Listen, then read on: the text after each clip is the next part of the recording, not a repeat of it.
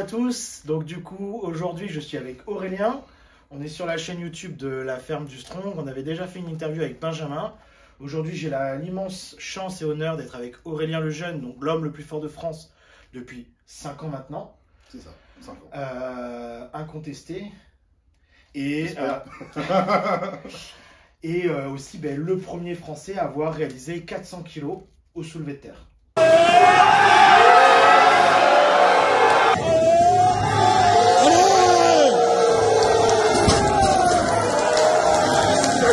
Donc, ça fait plus de 20 ans que tu t'entraînes. Et ouais, j'ai commencé à m'entraîner J'ai retrouvé ma carte il n'y a pas longtemps d'ailleurs, en 2002, en octobre 2002, c'était mes débuts en musculation. Donc on va arriver dans la 22e année, l'année prochaine, en 2024. Comment ça a débuté? Pourquoi? Comment cet attrait pour la musculation? Alors, en fait, c'est bizarre, enfin bizarrement, c'est comme ça. Il y a plein d'enfants, quand les gamins, les gamins, ils voient peut-être le foot ou je sais pas, d'autres sports, du tennis. Moi, quand j'étais petit, à 7-8 ans, j'ai découvert sur Canal+ les concours d'hommes forts. À l'époque, ça passait sur Canal+. Et quand j'ai vu ça, en même temps, mes parents ont eu le malheur de m'acheter un coffret de cassette avec Schwarzenegger. Et j'ai découvert Pumping Iron. Donc le combo ultime. Le combo, ouais. En plus, dans le Pumping Iron, ce qui m'avait intéressé, c'était pas forcément le physique des gars, c'était qu'on voyait dans l'entraînement. Je me dis, putain, c'est cool, soulever les poids et tout, et plus les concours d'hommes forts. Et j'ai toujours gardé ça en tête un jour de me dire, je voudrais faire ça, déjà avoir ce physique-là, hors norme, tu vois, et de faire des sports de force.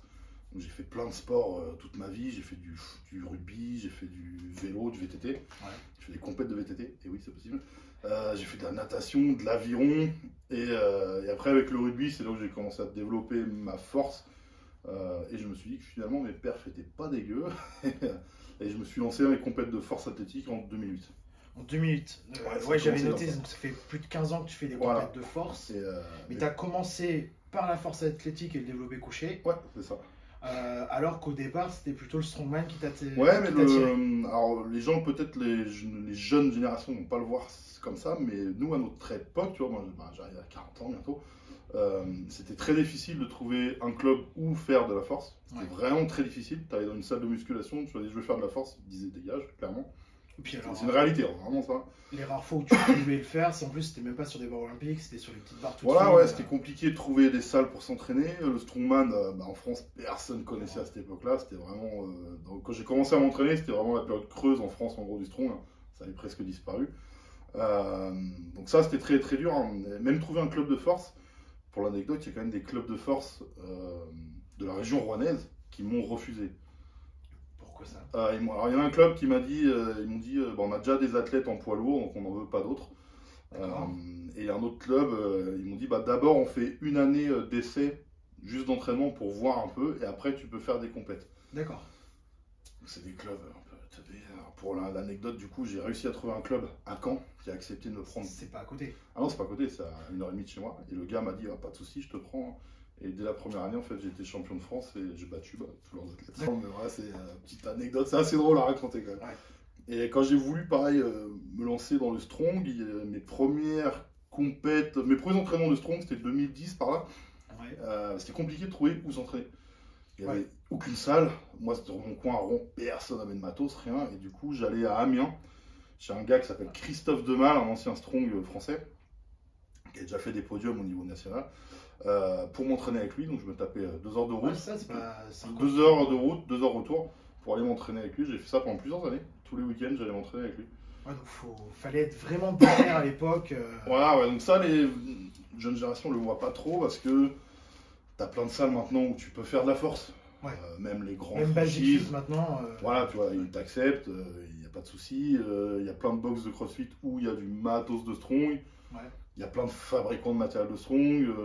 C'est plus ouvert quand même. Il y a 15 ans en arrière, c'était pas le cas. Et tes premières années en force athlétique, donc tu me dis tu prends les titres dès la première année. Ouais, en 2008, je fais des compètes en FSFA, c'est une petite fédération sans matériel. Donc je suis champion de France 2008-2009. 2010, je passe en FF Force, la grosse fédé. Donc pareil, je deviens champion de France dès la première année. Et j'ai gardé mon titre en fait de... Ah non, c'est après, non. 2010, je deviens champion de France. 2011, je fais deuxième derrière Jean-Yves Minel, parce que je suis passé en poids lourd. Et après, 2012, j'ai gagné le titre sur 3 ou 4 ans d'affilée. Et j'avais passé 300 kilos aussi. J'avais été le premier Français à faire 300 dans la fédé officielle. D'accord. Et comment ça se passe la transition? Donc tu expliques que tu vas à Amiens, etc. Mais on ne fait pas de développé couché en strong. Les entraînements ne sont pas du tout les mêmes. Cette phase où tu fais les deux, comment tu arrives à le gérer au niveau sportif? En fait, je m'entraînais en force athlétique, je faisais pas de strong.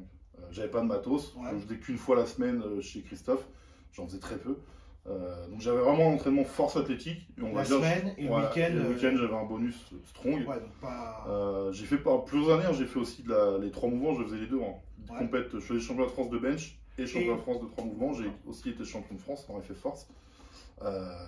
Et c'est en 2015, j'avais déjà commencé le strong et j'ai eu une opportunité que j'ai saisie. J'ai eu l'occasion d'être invité en Strongman Champions League. Donc c'est cette année-là en fait où j'ai décidé d'arrêter la force athlétique. Parce que, pour te consacrer que au strong. Pour me consacrer qu'au strong, parce que quand tu es compétiteur, tu vises plus que le niveau national. En force athlétique, alors clairement le niveau mondial à l'époque m'était pas accessible. Et puis à l'époque, pour obtenir une invite en équipe de France, il fallait faire des pieds des mains ou se pencher copieusement. C'est pas trop mon délire, clairement. J'ose espérer que ça a changé. Mais voilà. Toi, j'étais quand même 6 fois champion de France en effet force. Et aucune encore match de France, j'ai eu une fois le droit à un championnat d'Europe. J'ai fait 4e. D'accord. Une fois. C'est comme ça. Donc ça, après tu arrives donc en 2015 Strongman Champions League. 2019 ton premier titre de champion de France.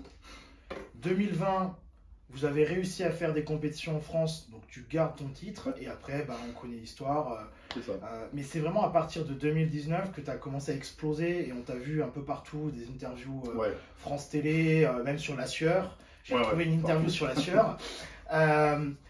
Pour toi, qu'est-ce qui a fait la différence c'est dû à quoi le fait que toi, tu as été autant exposé sur les réseaux?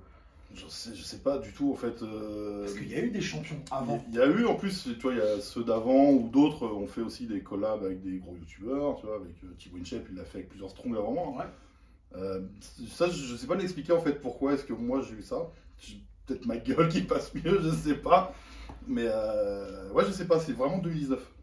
Parce que 2015, donc je commence la SCL.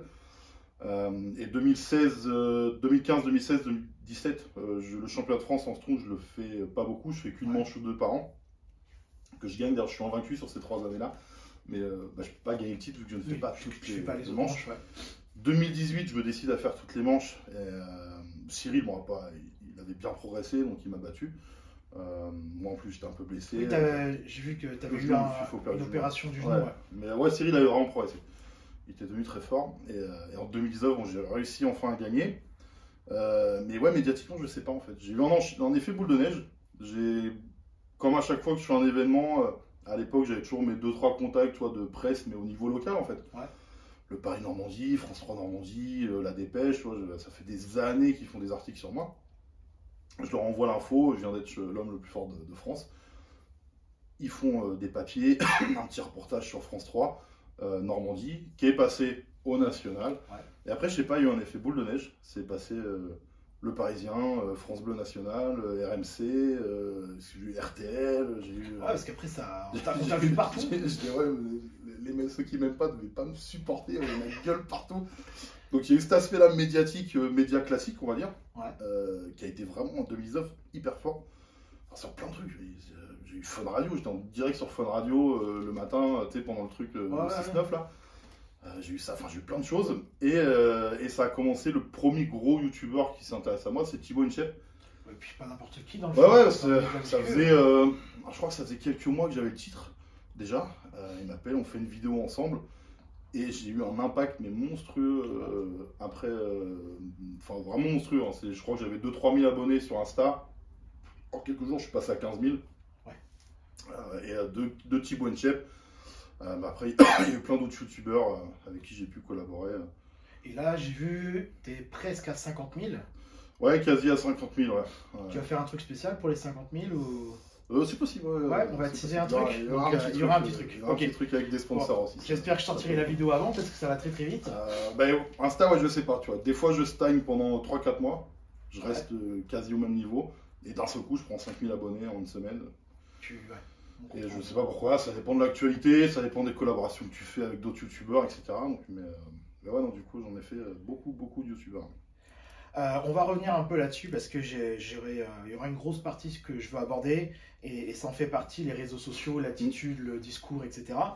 Je vais te proposer des questions qu'on a déjà posées sûrement 15 fois déjà, mais on le sait pour ce sport-là, surtout en catégorie open où vous n'avez pas de limite de poids, vous mangez énormément. Ouais. Dans plusieurs interviews, tu as déjà parlé que tu mangeais aux alentours de 6000 calories. Ouais. Mais j'ai relevé une anecdote. 6000 calories avec beaucoup de beurre. Ouais, alors, c'est quoi cette. Je suis normand. Ouais. Donc, j'ai eu beurre et crème quasiment à tous les repas. Est-ce que c'est le secret pour être l'homme le plus fort de France? C'est vraiment le secret. Je suis issu. En France, se passer du beurre et de la crème, c'est impossible. Parce que qu'est-ce qui a fait la renommée de la cuisine française? C'est finalement tous nos crus de beurre, tous nos crus de crème. D'ailleurs, vous voyez, là ce matin, on fait un peu de cuisine. Tiens, passe-moi de la crème. Et sans crème, c'est pas possible de travailler. Donc, vous voyez, on travaille avec des crèmes de Normandie qui sont très épaisses. Et c'est ça, finalement, la cuisine française. Du métissage, mon père est breton et ma mère normande. Ouais, donc le pareil. Forcément, le combo, c'est beurre-crème. J'essaye donc quand même de me limiter à pas en foutre partout. Mais vraiment, il y a une époque de ma vie où je foutais du beurre absolument partout. Je dis partout, je mangeais des frites, je mettais du beurre dessus. Mais du coup, quel est il y a une marque de beurre particulière où on pourrait lancer peut-être une. Il faut prendre du beurre fermier qu'achète chez le paysan du coin. Voilà. Donc tu vois, le beurre, quand il est blanc, c'est pas bon, parce que les jaunes, il est bon. Bon. Plus sérieusement, du coup, au niveau de l'alimentation, est-ce que tu as quelque chose de fixe? Est-ce que tu es structuré? Est-ce que tu fais ça à l'œil? Et si pour les jeunes qui voudraient débuter la discipline, est-ce que tu as des astuces particulières, des choses vraiment indispensables pour être fort? Alors pour l'aspect diète, non, ouais, je fais pas au hasard quand même, j'essaye d'avoir mes 6 repas, enfin 3 repas, 3 collations réparties dans la journée, avec une bonne complémentation alimentaire, donc tout ce qui est vitamines, minéraux, collagène, tout ça c'est hyper important.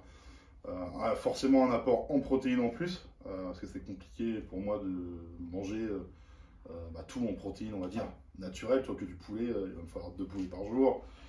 Avec 160 30 œufs, voilà. Donc non, j'essaye de manger correctement. Après, je pèse pas mes aliments comme un bodybuilder. J'ai faim, je bouffe. J'ai pas ce problème-là. J'essaye de manger assez propre et assez équilibré. J'ai la gueule sucrée quand même, on va dire. Donc j'essaye de faire gaffe quand même. Mais après, non, je pèse pas tout précisément comme un culturiste, etc. D'accord. Et donc tu dis que tu répartis sur plusieurs repas, c'est quoi? C'est 6 gros repas, 6 repas à 1000 calories ou tu as des... J'ai 3 gros repas, ouais. Et après c'est des collations. Comment tu gères ça? Alors parce que toi c'est ton métier maintenant, enfin tu es professionnel, comment tu gères ça avec la famille? Parce que forcément tu dois manger beaucoup plus que le reste de ta famille, ils ne mangent pas les 6 repas avec toi.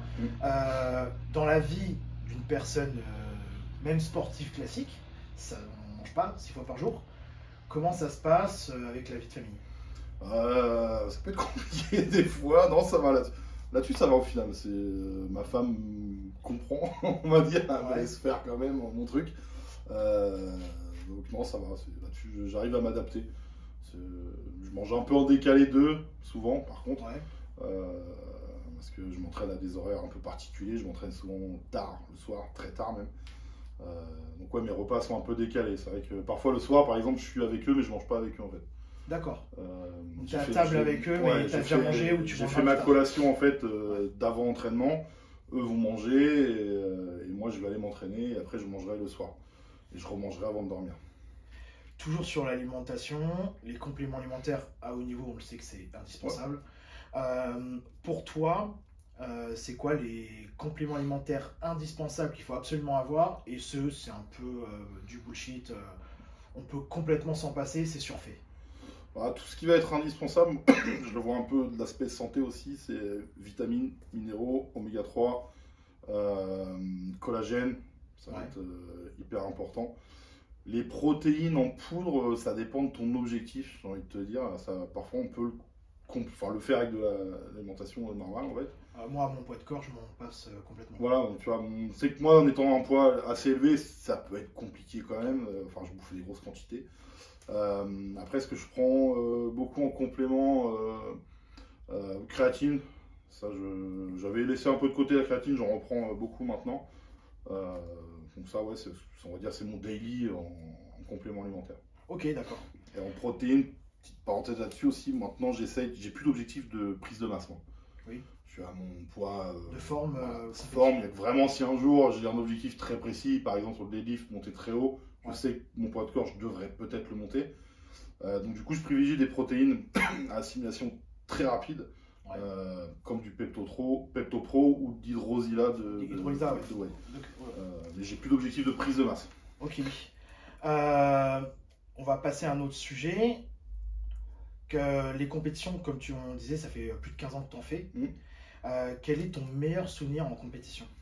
C'est pas facile, ça, il y en a beaucoup. Meilleur souvenir, le premier titre d'homme le plus fort de France a été un bon souvenir parce que j'y suis allé, je revenais de blessure, j'étais pas sûr de gagner en fait quand j'y suis allé en 2019, je savais que j'allais bien me classer, mais j'avoue que je pensais plus Cyril ou Alex sur la première marche, moi j'étais un peu sceptique et finalement j'ai réussi à me faufiler. Ça s'est bien passé. Ça s'est bien passé, mais ça s'est joué à pas grand chose. Hein. Parce que 2019, je gagne, je suis à égalité de points avec Hulin. Ouais. Et en fait, on se départage parce que j'ai gagné plus d'épreuves que lui. Ouais. Et je crois que Cyril fait 3ème, il doit être à 1,5 point ou un truc comme ça. On est 2019, on était vraiment. C'était vraiment au coup d'accord. Un poil de cul, ouais, comme on dit.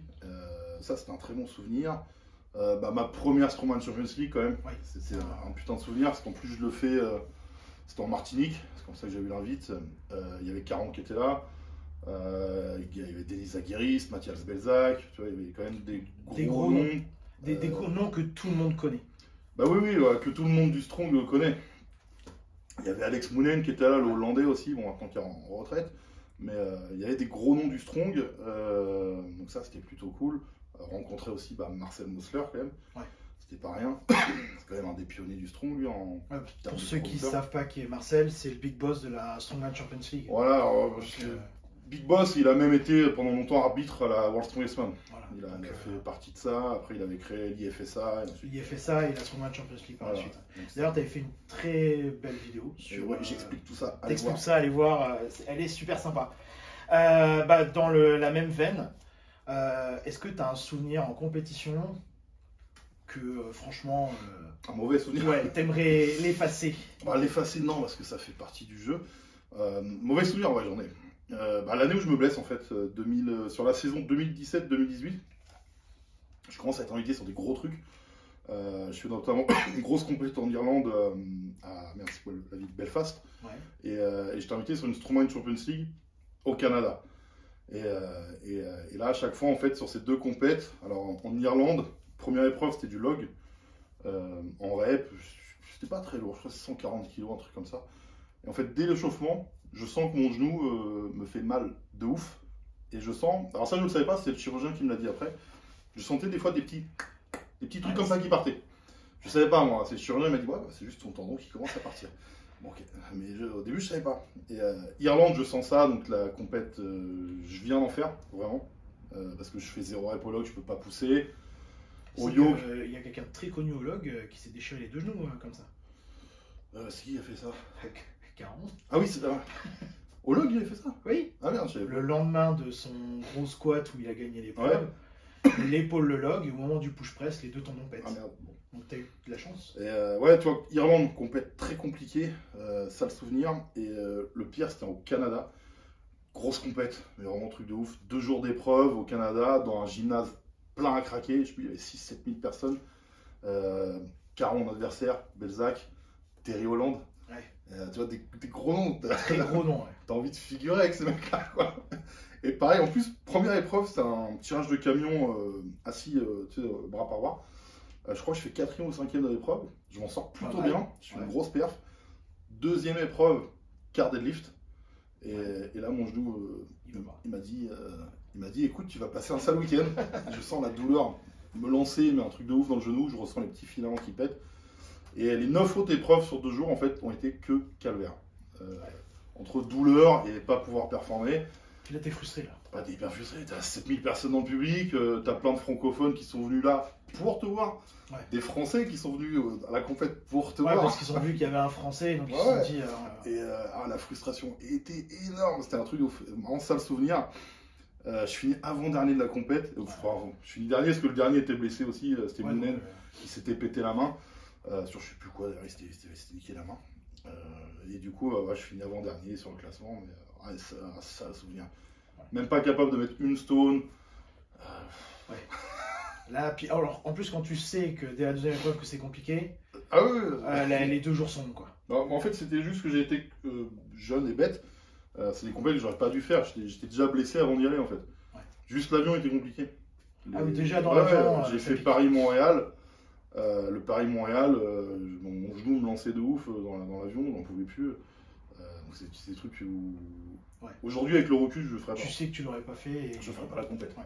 Dans la vie de tous les jours, faire 160 kilos, qu'est-ce que ça fait en fait les inconvénients, au final, bon, à part quand tu vas à Disney avec tes enfants, la plupart des manèges, tu rentres pas.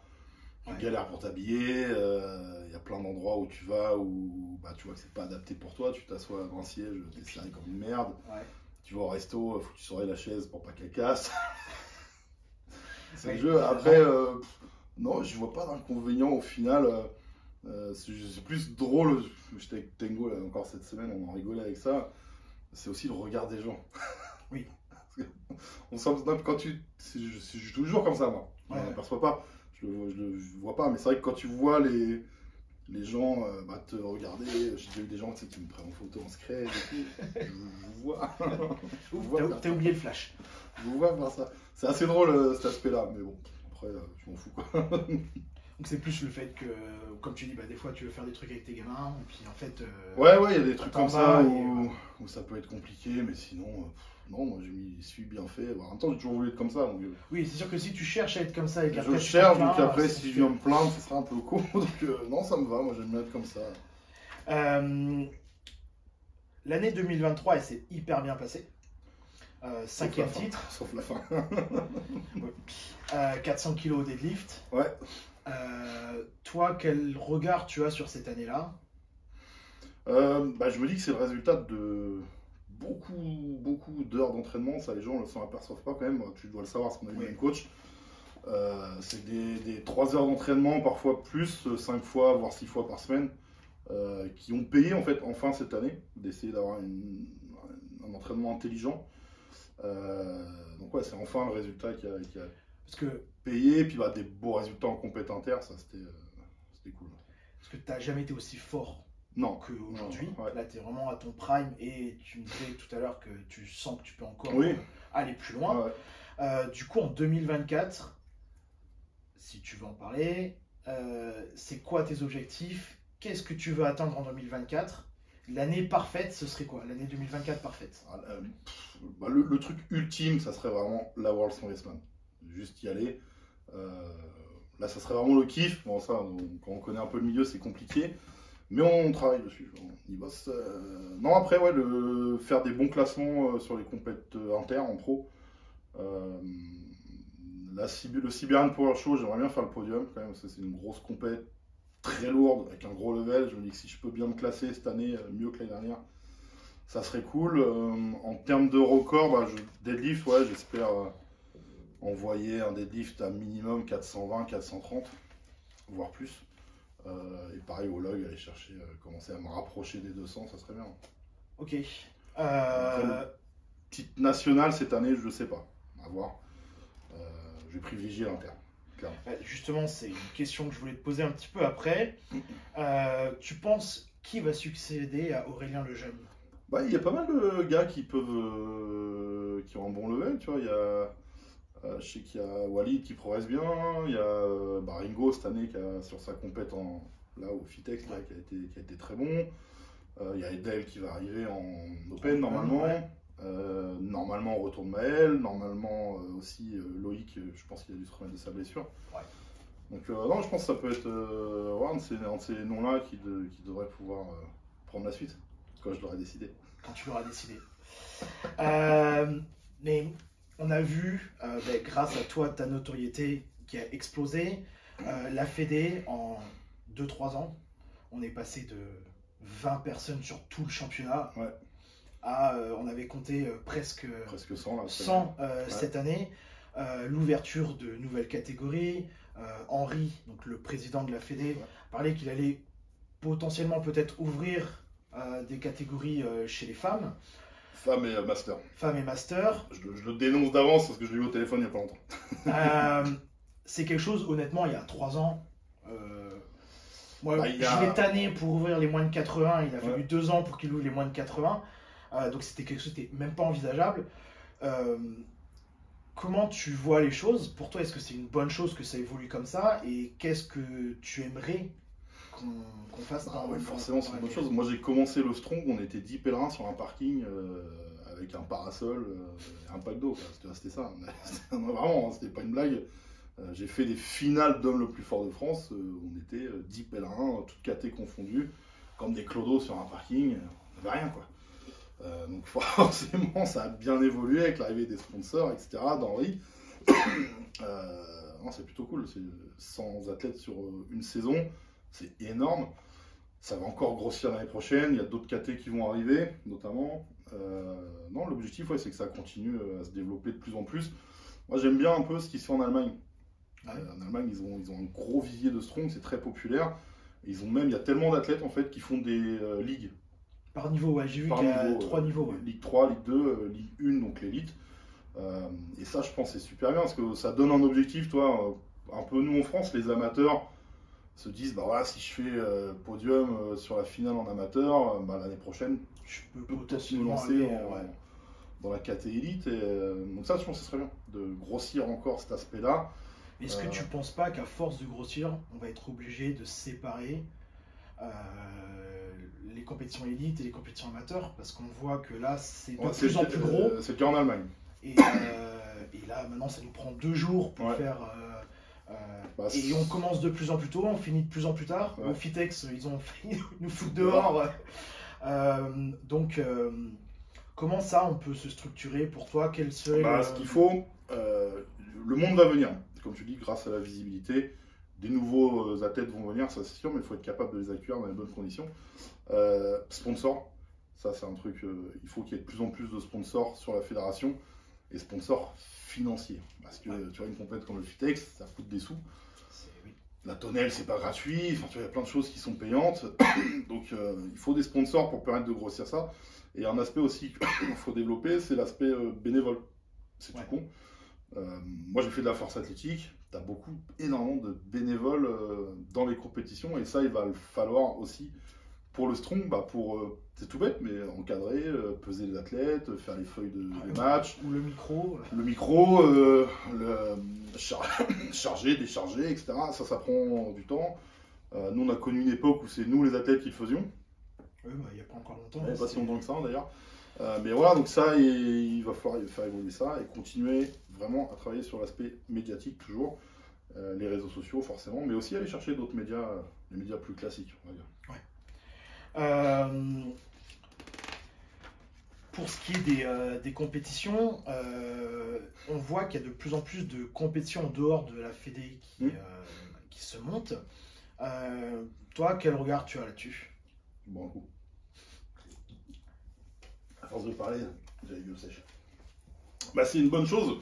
Ça veut dire que le strong devient populaire. Parce qu'une fédé ne peut pas gérer toutes les compètes partout. On n'est pas assez nombreux. Si tu me dis qu'il y a une fédé avec un président, 100 bénévoles, etc., il pourrait tout faire, mais c'est pas le cas. Donc du coup, c'est une bonne chose qu'il y ait plein de petites compètes qui se développent un peu partout, à droite, à gauche en France. Déjà, ça permet d'être présent partout sur le territoire. Ça, c'est l'objectif aussi, je pense, de la fédé, que la discipline se développe partout en France. Parce que souvent, on entend des gens, j'habite dans le Nord, dans Bretagne, je sais pas où, il n'y a rien chez moi. Donc, là, ça commence à arriver, à se développer un petit peu partout. Ça permet de le rendre accessible, de le faire découvrir à des gens qui peut-être n'auraient pas connu cette discipline, etc. Donc non, c'est plutôt une autre chose, quoi. Qu'il y ait des compètes un peu partout, c'est bien. En gardant toujours en tête de file, pour moi, quand même, le championnat. Et après, qu'il y en ait un maximum de compètes autour, de tout niveau, c'est le top. Ce qui manque, ça serait des grosses compètes en terre en France. Ça serait cool. Ouais, mais comme tu disais, le problème c'est que Bon, c'est l'argent. Il n'y a pas d'argent, c'est pas financé, et pour attirer des gros athlètes, pour avoir essayé, faire une très grosse, sans argent, t'attires personne, et les athlètes internes ne se déplacent pas sans. Même le dernier doit recevoir un billet, quoi. C'est comme ça maintenant. Quand tu fais des compètes pro, là, vu que c'est un sport où on gagne pas énormément d'argent, l'aspect price money joue. Les conditions. Il faut au moins que l'athlète se dépasse, ça lui coûte rien. C'est ça. Voilà. Donc, ça, c'est le problème. Trouver. On avait essayé aussi de faire une Strongman Champions League en France, mais on n'a pas réussi à trouver le budget. Une SL, en gros, c'est. Pour mettre en signé, c'est 30 000 balles déjà pour que. Ouais, c'est ça, à peu près. SL sur le papier. Si tu comptes l'hôtel, la bouffe pour tous les athlètes, leurs gars, plus ce que tu dois payer à la SCL, ouais, ça, faut compter entre 25 et 30 000 euros pour organiser une SCL. On n'a pas les sponsors, la puissance médiatique pour pouvoir attirer 30 000 euros de sponsors, quoi. Ouais, c'est ça. Toi qui as vu plein de pays, parce que tu as fait combien tu penses on m'avait posé la question il y a pas longtemps, j'ai fait une trentaine de pays. Une trentaine de pays, donc tu as pu voir. Pour toi aujourd'hui, donc tu parlais de l'Allemagne tout à l'heure, mais mis à part leur fonctionnement, quel est le pays où pour toi qui a le plus développé la discipline et on devrait s'en inspirer, ou en tout cas on pourrait s'en inspirer pour l'amener en France, ce serait compatible avec le fonctionnement français, la mentalité française? Ouais, c'est bien ce que tu dis, parce que je vais forcément te citer les USA, mais c'est pas compatible avec la France. Ouais, c'est impossible. Les USA ont poussé le strongman le plus loin possible en termes d'orga, enfin t'as vu OSG commencer. C'est un autre monde. Moi j'ai fait Ragnarok, les World Strength Games, etc. Ils ont vraiment développé, ils l'ont professionnalisé au maximum. Ouais. Mais c'est pas compatible avec la France. Non, pour que les gens imaginent, OSG c'est 400 athlètes, c'est 3 jours, tu parlais de 100 bénévoles, là pour le coup il y a 100 bénévoles, c'est pas plus encore, même plus sur place, et ils ont carrément, l'année on l'avait fait ensemble, ils ont privatisé un parc des expos, quoi. Ouais, c'est ça. Mais après là où le fonctionnement américain des compètes, à part OSG, c'est un peu à part quand même OSG. Tu vois par exemple les Ragnarok, les World Strength Games, dans le classique, dans le royaume, ça fonctionne comme ça. Les athlètes pros sont invités, payent rien. Tu vois, Ragnarok, World Strength Games, j'ai rien payé, on m'invite, je touche un price money. Et tout autour de ça, tu as plein de catégories amateurs qui, eux, vont payer pour faire la compétition. Ils ne payent pas 10 €, je crois. Je me rappelle plus, mais je crois que Ragnarok, c'était 150 ou 200 $. Et moi, je m'étais renseigné pour l'Arnold Classic Wayo, j'étais à 250 $ l'inscription. Et ça, en France, les gens ne sont pas prêts à le faire. Impossible. Ils ne sont pas prêts à se dire, je vais payer, je sais plus, en France, on paye combien, 30, 40 € je crois la compète. Moi, c'est 40 € les Kings. Voilà, et du coup... Et ça râle déjà. Ouais, voilà, tu vois, donc les gens, si tu leur dis, je fais une très grosse compète médiatisée avec des athlètes pros, vous allez être au contact des athlètes pros, tu vois, c'est ça aussi qui est intéressant dans ces compètes, tu vois, les amateurs, quand je fais la Ragnarok, les amateurs sont avec nous. Ouais. C'est chauffe en même temps, etc. Mais va dire à des Français, va falloir payer ton hôtel, ton voyage, plus 200 balles d'inscription. C'est la France, ils vont te dire, nique ta mère. C'est comme ça, c'est la mentalité. Peut-être ça évoluera un jour. Après, non, là, Allemagne, c'est plutôt bien développé quand même. Angleterre aussi, et en Angleterre, il y a énormément de compétitions qui se font, et puis plus généralement, tous les pays scandinaves, Finlande, Norvège, tout ça, il y a plein de compètes qui sont accessibles à tout le monde. Donc c'est à nous de s'en inspirer. Faudrait, pour toi, tout ce qui se passe en Europe, à nous de nous inspirer, de le ramener. Ouais, je trouve vraiment le Royaume-Uni, c'est un peu particulier aussi quand même. Vu que le Big Boss est là-bas, ouais. Parce que tous les autres pays européens, il y a une, voire deux fédés, mais généralement il y a une très grosse fédé et un petit truc. Tu vois, comme en Espagne, il y a deux, mais bon. Il y en a une. C'est un peu latin au final, parce que je crois que les problèmes de fédération, c'est vraiment les pays latins, parce que France, Espagne, Italie, pays latins, ils ont des problèmes de fédération. En Allemagne, il n'y a pas ça, pays scandinaves, il n'y a pas ça. Alors, Pologne, je crois qu'il y a 5 ou 6 fédérations en Pologne de Strong, c'est un truc de malade. Ouais, et puis on voit par exemple au Royaume-Uni, il y a, je parle pas de fédération parce qu'ils n'ont pas de fédé, mais il y a une dizaine d'entités. Tout le monde s'entend super bien. Il y a des ponts entre toutes les entités. Il n'y en a pas une qui est plus prestigieuse qu'une autre. Même des fois, si tu gagnes là, tu es invité là-bas, etc. Voilà, Angleterre, c'est un peu différent parce que Bryce Collins, étant le big boss du strong mondial, étant anglais, Je pense que tout le monde a intérêt à bien s'entendre. Parce qu'ils vont lui dire, tu t'entends pas avec nous? C'est dommage. On l'avait vu à OSG, Bryce Collins était venu le 2e jour, je crois. Ouais, bah, il faisait le chef d'orchestre alors qu'il était aux États-Unis. Ouais, c'est ça. Et c'est quand même lui qui dit non, ça se passe comme ça, quoi. Moi, je trouve l'Allemagne est vraiment un pays à s'inspirer en termes d'orga. Je trouve que c'est vraiment bien fait. C'est Heinz Hollesch qui a plusieurs fois finaliste à l'homme le fort du monde dans les années 90, qui dirige la fédé allemande. Ouais. Et il y a un point qui est intéressant, alors ça on n'y est pas encore prêt en France, mais en Allemagne la fédération n'est pas une fédération, c'est une entreprise. Bah, il la dirige comme une société, comme OSG, comme World Strongest-Man, comme Giant Live. C'était justement une de mes prochaines questions, super bien que tu abordes le sujet. À l'international, c'est pas une fédération, c'est que des sociétés indépendantes, c'est des entreprises. Nous, on est, comme tu disais tout à l'heure, un pays latin, on est très attaché au côté fédération, etc. Si on s'est un peu mis notre nez dans comment fonctionne le strong à l'international, on sait très bien que c'est impossible de ne pas se caler avec ce qui se fait à l'inter. Donc, est-ce que tu penses que un jour ou l'autre, il faudra que le strongman français devienne une société indépendante, une entreprise, pour que ça puisse se développer? Si on veut grossir au-delà de la France, il faudra que ça passe par ça, je pense. Donc un jour, il va falloir quelqu'un Ça peut paraître bête pour les gens, et au final, c'est d'un point de vue sponsoring, médiatique, organisation, c'est complètement différent en fait de gérer une assoce qu'une entreprise. Donc un jour, il faudra qu'il y ait un gars qui vienne, qui dise j'ai monté une SARL. Voilà, et maintenant, ça se passe comme ça, et on va faire du business pour que le sport puisse se développer. Le sport à l'international, c'est le strong international, c'est ça en fait, c'est du sport spectacle, business. Les promoteurs montent des événements pour gagner de l'argent. Oui, mais en même temps, c'est ce qui fait que Arnold Classic peut mettre un billet de 75 000 $ au vainqueur. C'est ce qu'ils font, alors qu'en France, on va le faire pour que ça s'organise bien, etc. Mais pas dans un objectif financier, c'est un peu différent. Donc, ça, il faudra y passer un jour ou l'autre. Je suis complètement d'accord avec toi. Ça viendra, ça viendra. On va passer à une autre partie. Pour toi, les 3 qualités qu'il faudrait à un jeune qui veut se lancer, il voit l'interview, il voit des vidéos de toi, il veut se lancer dans le strong, les 3 qualités à avoir pour réussir et se développer et progresser dans le strong. Les qualités, au-delà des qualités physiques, de la patience, parce qu'il n'y a pas de court terme chez nous en fait. Ça va te prendre des années d'entraînement avant d'arriver, selon si tu veux arriver, si tu vises un haut niveau, il y a des gens qui peuvent s'entraîner pour se dire je fais du loisir, pourquoi pas. Beaucoup de patience, il faudra être très patient. Il va falloir, comment on pourrait dire ça, le terme, pas avoir peur d'échouer en fait, parce que tu vas forcément des fois pas y arriver, ça va retrouver pourquoi tu n'y arrives pas, essayer de progresser toujours, l'abnégation on va dire.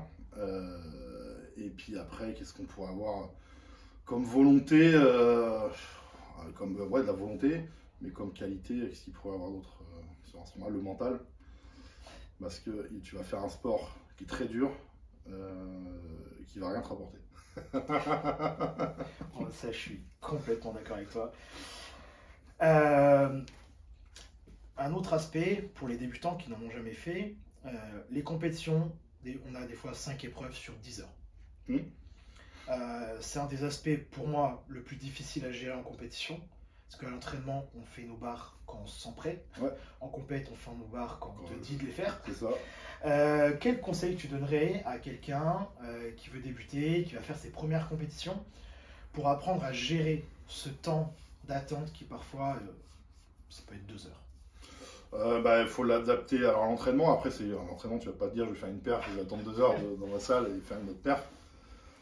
Mais du coup, il va falloir essayer d'enchaîner plusieurs épreuves à l'entraînement. Et ce qui va jouer là-dessus, ça va être toi, ta capacité de récupération entre 2 épreuves pour rebondir sur une autre. Ça se travaille en fait, c'est l'entraînement. Parce que la problématique, c'est que tu te montes en hype pour l'épreuve 1. Tu redescends complètement derrière, il faut réussir à te faire remonter. Après, ça c'est propre quand même aux compètes, on va dire, en France et au SG. Quand tu fais les autres compètes que j'ai pu faire en inter, en pro, en général, ça s'enchaîne assez vite. Tu vas tartiner tes 5 épreuves en 2 heures, c'est fait. SCL, Strongman Champions League, la plupart du temps, tes 5 épreuves, elles sont faites en 2 heures. D'accord.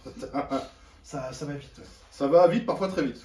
Trop vite. Ouais, Mais c'est aussi à apprendre à le gérer parce que ah bah oui, parce que t'as eu... 15 jours avant, tu as fait OSG, il s'est passé 3 heures entre Ouais. 2 épreuves, parce que des fois on a 2 épreuves dans la journée, une le matin Ouais, et l'après-midi. L'après-midi, Et 15 jours, ouais, le soir.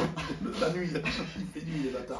C'est vrai. Parce que j'avais fait ma première épreuve à 10h, ma deuxième à 19h, un truc comme ça. Ah, moi, OSG, ouais, d'ailleurs, C'est moi je crois que j'avais fini, il devait être 22, 23 heures, hein, mon épreuve. Est-ce que toi tu passes encore après moi? Ouais. Ah, c'était fou. Ouais. Ok, un autre conseil que tu donnerais à quelqu'un qui veut se lancer dans le strong, je pense par exemple au matériel, on va dire, les indispensables matériels qu'il faut absolument avoir, ce serait quoi? Un log, Farmers, Stone, je pense déjà si tu as ces 3 trucs là, tu peux. T'as les basiques du strong, on va dire. Après le yoke, tu peux te démerder à le simuler avec une barre, etc. Mais voilà, c'est les 3 trucs où si tu. Surtout Stone et log, si tu l'as pas en équipement, c'est compliqué de combler le manque technique que tu as dessus, quoi. Ouais, et puis alors bricoler une sorte de log avec une Swiss Bah, bar, bricoler c'est une stone, possible, tu vois, bon, je montre à la caméra, mais on ne le voit pas, ils sont là, les stones. Nous, les premières stones que j'ai faites, moi, avec le gars justement à Amiens, Christophe, on allait. C'est pas cool que je vais sûr. On volait des globes de lampadaire. Désolé, il y a prescription. On volait des globes de lampadaire et on faisait nos stones là-dedans. Ouais, donc en plus, vous avez peut-être pas une forme super. Si, ils sont bien là. Ça y est, Ouais, les trucs de lampadaire. C'est des tailles, je crois, 17-18 pouces. Et on a fait ça. Après, on m'avait prêté des moules, donc j'ai pu en faire. Les stones, c'est chiant à faire, mais ça peut se faire. Tu peux te débrouiller à bricoler avec un globe de lampadaire. Il y a des techniques aussi avec des Swiss balls. Oui, pas ouais, on faisait. J'avais déjà vu ça, des mecs qui d'abord coulaient. Alors, c'est en plusieurs étapes, tu vois. Ils faisaient avec le Swiss ball, ils faisaient un moule en plâtre autour. Ouais. Ils crevaient le Swiss ball, ils le retiraient. Après, ils faisaient avec du béton dedans. Ça se fait. Ça se fait. Le log, par contre, si tu sais pas souder, c'est compliqué. Ouais, et puis sinon, il faut être un très bon menuisier, mais.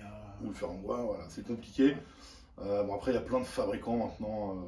On a la chance aujourd'hui d'avoir quand même des fabricants. Que ce soit en France, en Europe, tu peux te fournir assez facilement.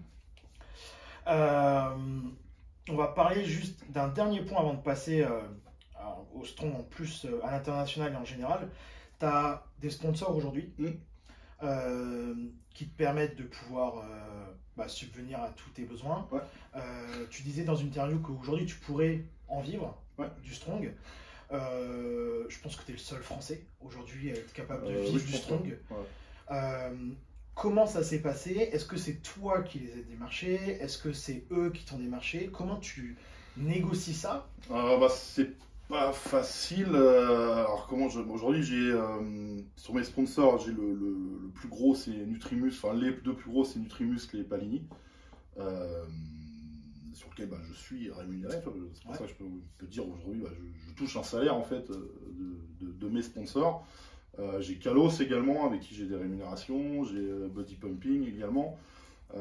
Après j'ai plein d'autres sponsors qui sont ponctuels, tu vois, sur un événement ou sur juste pour une presta, toi, comme j'avais fait avec il n'y a pas longtemps avec Delaunay Productions par exemple. On a fait quelques photos, donc j'avais eu du sponsoring avec lui. Truc tout bête, Aquatrol, enfin tu vois, des trucs comme ça. J'ai eu pendant des années aussi, j'ai eu un gars qui avait une société qui s'appelle Christophe Levage. J'ai eu plein de sponsors comme ça, ponctuels. Les sponsors, comment ça se passe? Il n'y a pas de règle en fait. Palini en fait c'est plus une relation d'amitié avec Franck Collignon, le patron. Ça fait... ça fait 15 ans qu'on se connaît, puis j'ai commencé la force athlétique, tu vois, je l'ai connu là, c'est lui qui me fournissait mes maillots de force et tout. Donc c'est une relation plutôt d'amitié, voilà, avec Palini on a commencé un peu avant le Covid, on avait commencé à en parler, voilà, notamment avec ce qu'on voit là, la Viking Press. La Viking Press, ouais. Bon, moi je l'avais contacté, j'ai dit que moi j'avais peut-être besoin de matériel fait sur mesure. Il m'avait fait aussi une plateforme Cardedlit fait sur mesure pour soulever un 4x4 Porsche. Ça a commencé comme ça en fait. Relation d'amitié, j'ai besoin de ça. On a vu un aspect business derrière, parce que le but d'un sponsoring aussi, c'est un échange de bons procédés. Il faut que moi ça m'apporte quelque chose, mais aussi que ma tronche apporte quelque chose. Ouais, c'est ça. à la marque. Donc ça, c'était Palini. Nutrimuscle, Nutrimuscle, c'est marrant parce que moi, c'est une marque que je consommais il y a 20 ans derrière. D'accord. À l'époque, on a acheté dans les magazines, on les découpait et on se passait notre commande. Et quand Nutrimuscle est revenu un peu sur le marché français, il m'avait contacté pour une interview via la Fédé, via Henri. C'est Henri qui avait donné mon nom il y a 4-5 ans maintenant, je crois. Et tu vois, de fil en aiguille, de juste un partenariat pour une interview avec une dotation, bah, ça s'est bien passé, et puis tu as fait évoluer on a grossi tous les deux, en fait, Nutrimuscle et moi, on a grossi ensemble depuis plus de 4 ans maintenant. Et, donc, pareil, tu vois, là, forcément, il y a des rémunérations, des dotations, ça c'est plutôt cool. Même si j'aimerais en avoir encore plus. On en veut toujours plus. Mais là, c'est pas facile à faire les démarches soi-même. Et je suis en train de voir d'ailleurs pour prendre un agent. Essayer d'avoir un agent qui puisse gérer cet aspect-là, de démarcher des sociétés. Parce que c'est pas facile, toi, d'appeler une société et dire écoute, je fais du sport, donne-moi de l'argent. En gros, c'est ça. Ouais. C'est compliqué. Donc là, je suis en train de voir pour passer par un agent, une agence, pour qu'eux puissent faire ce travail-là. Et aussi gérer mon image, parce que quand tu as beaucoup de visibilité sur les réseaux, ton image elle vaut quelque chose en fait. Donc ça faut. C'est ce que j'allais te dire, c'est finalement en fait tu as explosé sur les réseaux sociaux, tu as travaillé pour ça, maintenant tu capitalises dessus et tu vends ta force de vente. J'essaye de développer au maximum. Déjà c'est plaisant, tu vois, clairement de montrer ton sport, ce que tu fais. Il y a un aspect sympathique, en plus ça te permet de vivre de ta passion, donc tu vois, c'est cool. Donc ouais, on va essayer de développer ça encore au maximum. Les gens qui n'aiment pas ma gueule, préparez-vous, vous allez me voir partout. C'est justement ma prochaine question. Et ça sera peut-être plus une conversation et un débat. Pour toi, qu'est-ce que c'est qu'un vrai champion? Parce que tu vois, pour moi, un champion, c'est pas juste quelqu'un qui gagne des compétitions. C'est comme tu viens de le dire, quelqu'un qui gagne des compétitions, mais qui aussi a une image qui permet de développer son sport, qui donne une belle image à son sport, quelqu'un qui sait parler, qui sait communiquer et qui fait du bien à son sport. Pour moi, un vrai champion, gagner un titre, ça j'avais souvent dit, c'est gagner dans l'adversité. Je préfère finir dernier parmi les meilleurs que premier tout seul ou premier parmi les chefs. Moi, l'objectif, tu vois, quand je fais des compètes, des SCL, il y a certaines compètes que j'ai faites, je savais que battre ces mecs-là, c'était pas possible. Clairement. Oui, pas la niquer. À part sur un malentendu, ce qui peut arriver parfois. Mais voilà, tu sais, mais je préfère affronter les meilleurs, me dire, potentiellement, tu sais, quand je vais en SCL, quand je vais à OLG, je sais que la première place va être très compliquée à avoir. Mais je me dis, je préfère être avec eux, avec les meilleurs, plutôt que d'aller dans le fin fond de je sais pas quel bled pourri et d'affronter 4 pecnos et dire waouh, je suis champion, j'ai fait une compète pro. Non. Après, chacun a sa conscience. Bon, voilà, je préfère gagner dans l'adversité. Je sais que là, ces dernières années, mon titre d'homme le plus fort de France, je l'ai gagné dans l'adversité, même si ça peut paraître que les épreuves sont un peu faciles des fois. Mais voilà, j'ai eu des adversaires quand même, tu vois. Surtout l'an dernier. Ils se sont donnés à fond pour me battre. Moi, d'un autre côté, ça me motive aussi, tu vois, pour essayer qu'ils ne me battent pas. Ouais, et puis comme on disait tout à l'heure, le niveau monte chaque année. Cette année, vous étiez 15 en tout sur le championnat Open. T'as pas battu 2 personnes sur un parking, quoi. Non, c'est ça. Donc c'est d'autant plus valorisant de battre des gens qui sont performants. Ça, après, c'est mon point de vue. Moi, je pense que c'est le point de vue d'un champion normal, c'est le point de vue normal. Je ne me verrais pas dire. Ça m'est arrivé, toi, quand j'ai fait mes premières compétitions de force athlétique en ma première fédé en FSFA, je ne mets plus ces choses-là dans mon palmarès, en fait. Parce que ça m'est déjà arrivé de gagner en FSFA, d'être tout seul. C'est compliqué. Ouais, tu vois, en force athlétique, je vois des mecs qui sont tous champions du monde. Il y a combien de mecs sur le podium? Ah, t'es tout seul. Ouais. T'es champion du monde. Bravo. Bravo à toi. Donc non, ça c'est un point de vue, moi il faut de l'adversité. Ça c'est l'aspect sportif, mais tu vois, on te voit aussi beaucoup, comme on le disait, tu parles beaucoup de notre sport partout où tu peux, tu fais beaucoup de feats sur les réseaux sociaux. Alors après, il y en a qui aiment pas, mais tu vois, moi de mon point de vue, ça fait partie intégrante de ton devoir, entre guillemets, de champion. C'était notre porte-étendard de notre sport dans le pays et à l'international. Et ça fait partie de tes obligations en tant que champion. Ouais, ça fait partie du jeu. Et puis, il faut se dire, des disciplines comme la nôtre, sans les réseaux sociaux, n'existent pas. Donc, c'est clair, demain, si j'ai pas les réseaux sociaux, dans la rue, plus personne sait qui est Aurélien Lejeune. À part les mecs qui font vraiment les puristes de la muscu, et sinon personne ne saura. Donc ça fait partie du jeu. Si on veut développer notre sport, il faut le faire. Moi j'aime bien le faire, je m'y prête bien, ça ne me gêne pas de faire des interviews, j'aime bien partager avec les gens, c'est un aspect agréable. Faut essayer de donner aussi une bonne image, tu vois. On est des disciplines avec beaucoup de stéréotypes.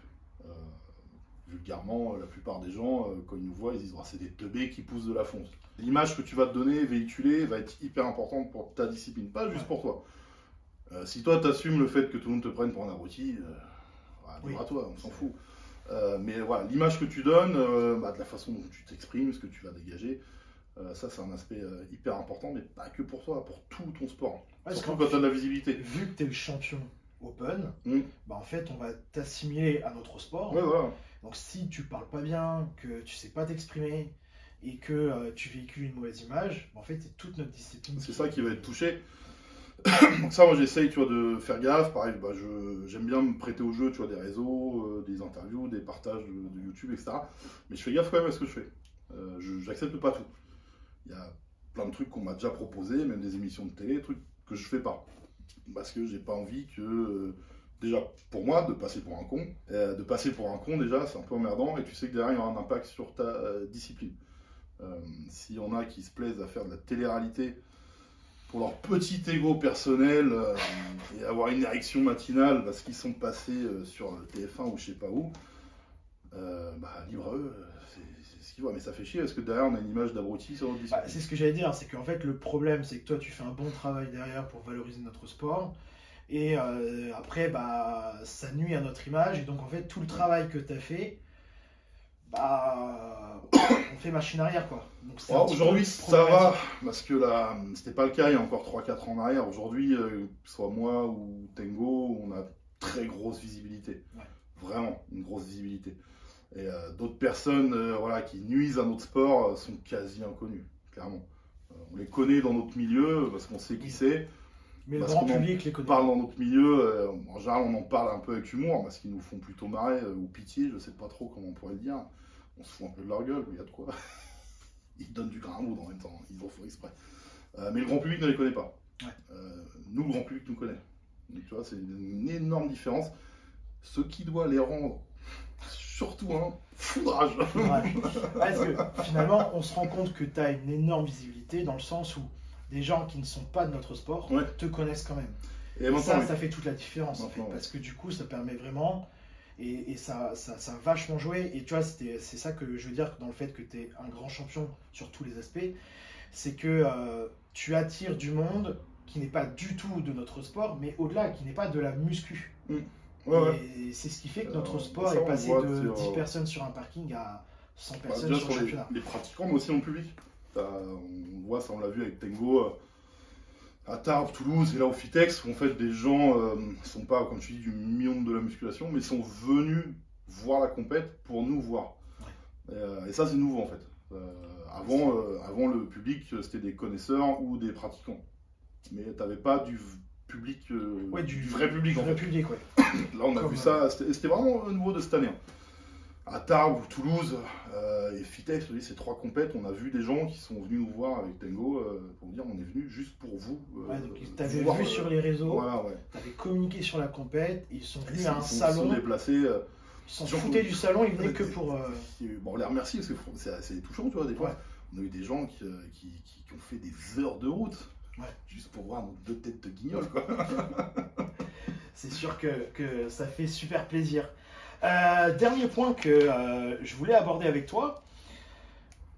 Aujourd'hui, on voit beaucoup. Donc on va parler que de la catégorie Open. Parce que pour les catégories Welter, donc catégorie Welter, c'est moins de 105, moins de 90, moins de 80. Et chez les femmes, moins de 82, moins de 73, moins de 64. Mais en catégorie Open, on voit beaucoup passer compète pro, compète pro, compète pro. Donc, je voulais éclaircir quelque chose avec toi aujourd'hui.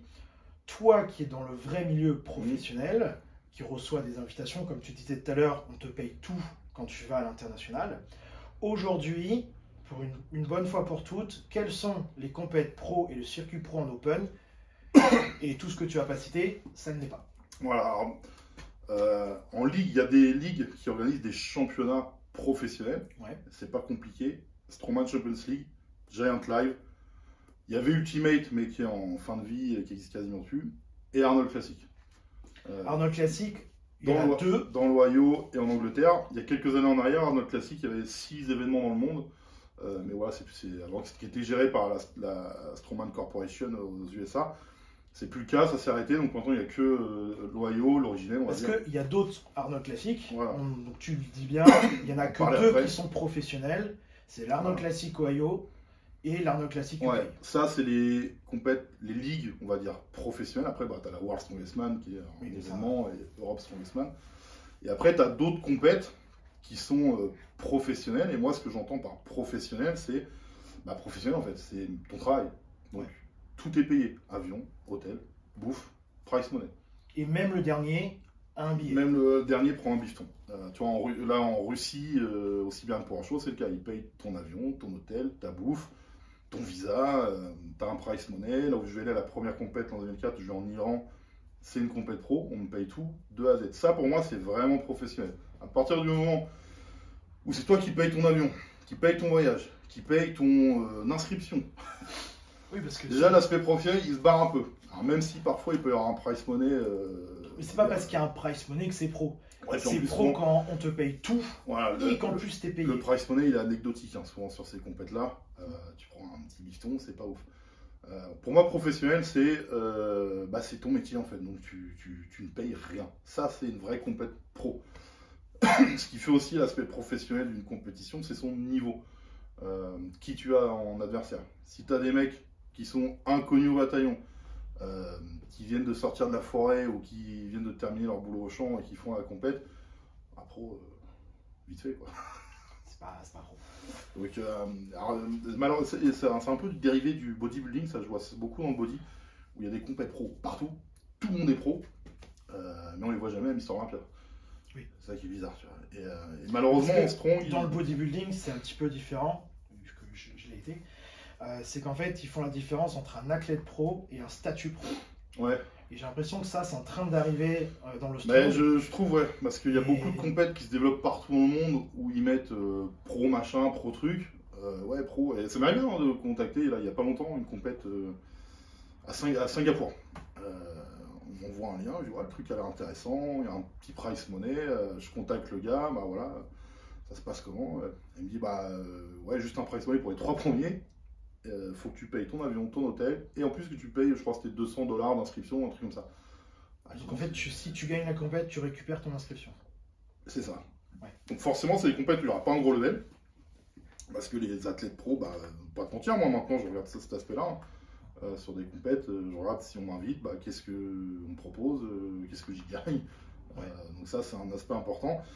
Mais malheureusement, on voit de plus en plus de gens, y compris en France, sur certaines personnes, qui se masturbent toute la journée à dire j'ai fait une compète pro, j'ai fait un podium en pro, t'as payé ton avion, ton hôtel, ton inscription, ok, vous étiez combien dans ta KT? 3.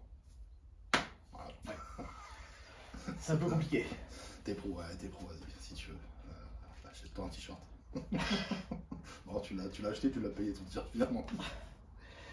Là, mais c'est sûr que, et bon, c'est bien, merci beaucoup d'avoir éclairci ça, parce que ça va permettre déjà aux gens qui sont pas du milieu ou qui viennent d'arriver dans le milieu, de comprendre la subtilité entre... qui arrivent et qui connaissent pas, des fois ils peuvent dire, mec, il fait des compètes pro, tu vois, mais pro non, c'est pas juste les lettres, c'est tout.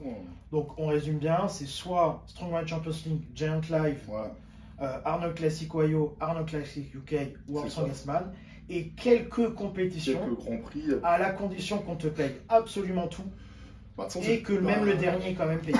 Des grosses compètes pro, Siberian Power Show, là en Iran c'est Mister Univers, ils appellent ça Mister Univers, c'est une compète pro, Ragnarok, les World Strength Games, t'en as quelques-unes avec la World Strong Federation, qui est une ligue qui n'est pas très connue, mais qui fait des gros trucs. Moi en Ouzbékistan c'était avec eux. Et là, pareil, tu vois, c'était tout frais payé, vraie compète pro. il n'y a pas tant que ça en fait dans le monde des compètes réellement professionnelles.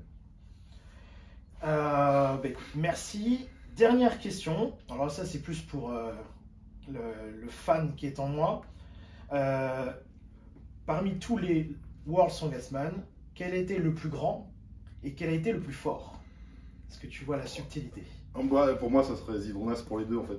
Zydrunas pour les deux. Ouais, Zydrunas pour les deux, 4 fois le plus fort du monde et 8 fois l'Arnold classique. Ouais. Donc en termes de palmarès, on est d'accord, le plus grand. Et pour toi, le plus fort aussi, ce serait quand même lui. Tu vois, sur ça, je suis pas d'accord. On le voit sur l'ensemble. Après, ça dépend des époques en fait. Aussi, tu vois. En thème de perf, quand même, Zydrunas, il était présent et surtout, en fait, il n'avait pas trop de points faibles. C'est vrai. Même sur les trucs rapides, pour un gros, il était bon. Même encore aujourd'hui, parce que l'an dernier, l'Arnold UK, c'est lui qui a gagné le Yoke. Ouais, donc tu vois, il était bon. Après, en force pure, il y a eu des mecs au-dessus, tu vois, Eddie Hall, Thor étaient en force pure au-dessus. Moi, j'aurais mis en force pure Eddie Hall. Ouais, mais faut pas oublier quand même que quand Eddie Hall et Thor ont commencé les World Strongest Man, ils ne battaient pas Zydrunas. C'est clair. Ils étaient encore devant. Moi. Ça dépend peut-être des épreuves, mais Big Z, il est quand même. Big Z. Donc pour toi, le strong ultime, c'est Big Z. Ouais, il est solide l'enfoiré. Mais écoute, on va clôturer sur ça. Ça marche. Merci beaucoup. Merci à toi. Pour ton temps. Et puis du coup, on se dit à la prochaine. Voilà. Abonnez-vous, vous likez, vous commentez, tous les trucs. Sinon, on vient chez vous, on vide votre frigo et on s'occupe de vous. On ne mettra pas pour les nôtres, sinon on vous gueulez. Merci beaucoup, merci d'avoir regardé la vidéo et à la prochaine.